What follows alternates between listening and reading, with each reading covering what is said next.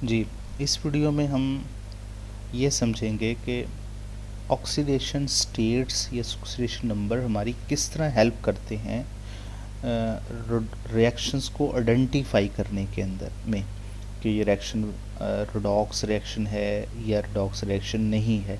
इसको हम कुछ एग्जांपल से समझते हैं। फॉर एग्जांपल पहली एग्जांपल है calcium oxide treated with carbon dioxide और हमारी प्रोडक्ट है कैल्शियम कार्बोनेट। इस एग्जाम्पल में हम ये देखना चाहते हैं कि ये वाला रिएक्शन जो है वो रेडॉक्स रिएक्शन है या नहीं है। तो इसके लिए हम सबसे पहले चलते हैं अपने ऑक्सीडेशन स्टेट की तरफ। ऑक्सीजन की ऑक्सीडेशन स्टेट जो है वो हमें पता है सिंपल ऑक्साइड है, तो ये -2 होगी ऑक्सीडेशन स्टेट। और अगर ऑक्सीजन की -2 है तो कैल्शियम अल्कलाइन अर्थ मेटल है और कैल्शियम की वैसे भी ऑक्सीडेशन स्टेट +2 होती है। क्या और इसके बाद कार्बन डाइऑक्साइड में ऑक्सीजन की ऑक्सीडेशन स्टेट कितनी है, एक ऑक्सीजन की वो -2 है और दो ऑक्सीजन की जो हो जाएगी वो मल्टीप्लाई कर लेंगे फिर 2 के साथ, तो हमारे पास आंसर आएगा -4। तो इधर ऑक्सीजन की -4 और कार्बन की +4।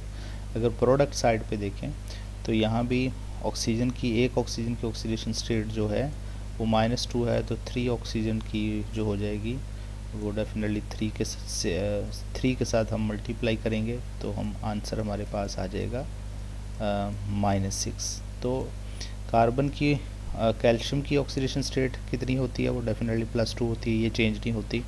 फिर कार्बन की कितनी लगाएंगे ऑक्सीडेशन स्टेट, तो कार्बन की लगाने के लिए ज़रूरी है कि इधर -6 है तो फिर +2 है और +4 लगाएंगे तो +6 हो जाएगा। इधर से दोनों को ऐड अप करेंगे +2 +6 को और -6 को, तो 0 हो जाएगी। तो हम देखना चाहते हैं कि किसकी ऑक्सीडेशन स्टेट चेंज हुई है। अगर हम कार्बन की देखें तो कार्बन की ऑक्सीडेशन स्टेट रिएक्टेंट साइड पर प्रोडक्ट साइड पे +4 ही है। अगर ऑक्सीजन की ऑक्सीडेशन स्टेट देखें तो एक सिंगल एलिमेंट्स के हवाले से ऑक्सीडेशन स्टेट चेक की जाती है। ठीक है, इधर भी एक ऑक्सीजन की ऑक्सीडेशन स्टेट -2 है, इधर भी एक सिंगल ऑक्सीजन की ऑक्सीडेशन स्टेट -2 है। तो अगर कैल्शियम की बात देखें तो कैल्शियम की भी रिएक्टेंट साइड पे +2 है और प्रोडक्ट साइड पे +2 है। इट्स मीन इधर तो कोई ऑक्सीडेशन स्टेट में चेंजेस आई नहीं रिएक्टेंट और प्रोडक्ट साइड पे। तो इसका मतलब ये है कि ये वाला जो रिएक्शन है ये रेडॉक्स रिएक्शन नहीं है, क्योंकि इसके अंदर इलेक्ट्रॉन्स का कोई एक्सचेंज नहीं हुआ। ठीक है जी। अगर हम दूसरी एग्जांपल की तरफ जाएं जिसके अंदर पोटाशियम नाइट्रेट जो है वो पोटाशियम ऑक्साइड में और नाइट्रोजन गैस में और ऑक्सीजन के अंदर चेंज हुआ है, तो हम देखना चाहते हैं कि ये वाला रिएक्शन जो है वो रेडॉक्स रिएक्शन है कि नहीं है। तो पोटाशियम नाइट्रेट के अंदर एक ऑक्सीजन की ऑक्सीडेशन स्टेट सिंगल की -2 है और पोटाशियम की +1 है। तो नाइट्रोजन की +5 है, +5 इसलिए आई कि ये वाला जो -2 था इसको हम मल्टीप्लाई करेंगे 3 के साथ, तो हमारे पास ऑक्सीडेशन स्टेट का आंसर आएगा -6। तो -6 +1, क्योंकि अल्कली मेटल्स है पोटाशियम और अल्कली मेटल की ऑक्सीडेशन स्टेट हमेशा +1 होती है, तो -6 और +1 ओवरऑल पोटाशियम नाइट्रेट की ऑक्सीडेशन स्टेट 0 आनी चाहिए। तो यहाँ पे +5 लगाएंगे नाइट्रोजन पे, तो +6 और -6 = 0। और प्रोडक्ट साइड पे देखें पोटाशियम ऑक्साइड में ऑक्सीजन की ऑक्सीडेशन स्टेट -2 है और पोटाशियम की +1 की +1 है, तो हमारे पास 2 पोटाशियम है तो +2 हो जाएगी। तो ओवरऑल देखा जाए तो ये भी +2 और -2। ठीक है जी। अच्छा, नाइट्रोजन एलिमेंटल फार्म है और एलिमेंटल फार्म में ऑक्सीडेशन स्टेट जो है वो 0 होती है। ऑक्सीजन भी यहाँ पे एलिमेंटल फार्म में है। O2 तो स्टार्ट वाली वैल्यूज़ नहीं देखनी यहाँ पे, ऑक्सीडेशन स्टेट निकालते हुए नंबर ऑफ मोल्स हैं। तो O2 है, ये भी एलिमेंटल फार्म होती है ऑक्सीजन की, ये लास्ट वीडियो में हमने बताया था, ये भी 0 स्टेट में है। अब हमने देखना है कि किसकी ऑक्सीडेशन स्टेट में चेंजेस आ रही हैं।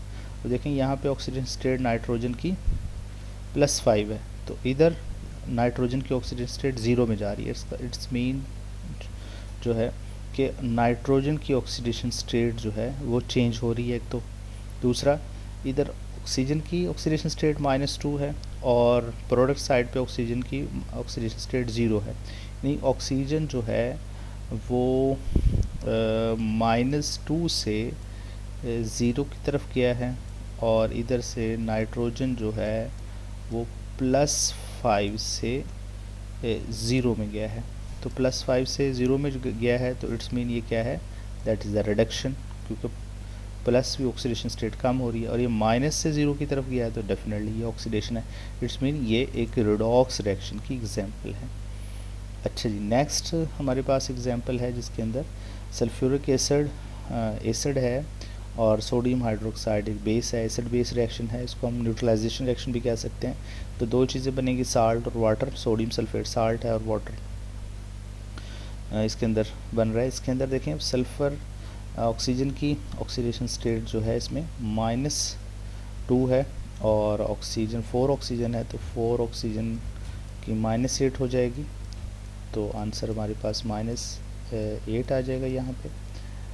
और इसके बाद हाइड्रोजन की ऑक्सीडेशन स्टेट एक की +1 होती है तो 2 हाइड्रोजन की ऑक्सीडेशन स्टेट +2 होगी जो अच्छा। फिर हम आंसर अगर 0 निकालना है ओवरऑल सल्फ्यूरिक एसिड का तो डेफिनेटली सल्फ़र पे हमें +6 लगाना पड़ेगा, +8 और प्लस का 8 और माइनस का 8 is equal to 0। Sodium hydroxide में देखें तो हाइड्रोजन की +1 भी होती है और ऑक्सीजन की -2 है और सोडियम अल्कली मेटल है, इसकी +1 ही रहेगी। तो अगर हम प्रोडक्ट साइड के अंदर देखें तो यहाँ पे सल्फ़र की ऑक्सीडेशन स्टेट +6 ही है वैसे ही, और ऑक्सीजन की -2 ही है और सोडियम की +1 ही है, एक सिंगल ऑक्सीजन नाइट्रोजन एलिमेंट की बात करें, और वाटर तो होता ही न्यूट्रल है। तो इट्स मीन सल्फ़र की ऑक्सीडेशन स्टेट में जो है वो कोई चेंज नहीं आया और बाकी किसी एलिमेंट की ऑक्सीडेशन स्टेट में भी कोई चेंज नहीं आया, ना ही ऑक्सीजन ना ही हाइड्रोजन। तो इट्स मीन ये भी रिडॉक्स रिएक्शन नहीं है। ठीक है जी, होप सो आपको ये बात समझ में आ गई होगी कि हम रिएक्शंस को देखते हुए कैसे समझ सकते हैं कि ये रिडॉक्स रिएक्शन है या नहीं है। अच्छा, ये कुछ एग्जांपल्स हैं जिनको पिछली एग्जांपल्स को आपने देखते हुए इन पे प्रैक्टिस करनी है और हमें ज़रूर बताना इनके बारे में कि आपको समझ आ गई है या नहीं। Take care, love.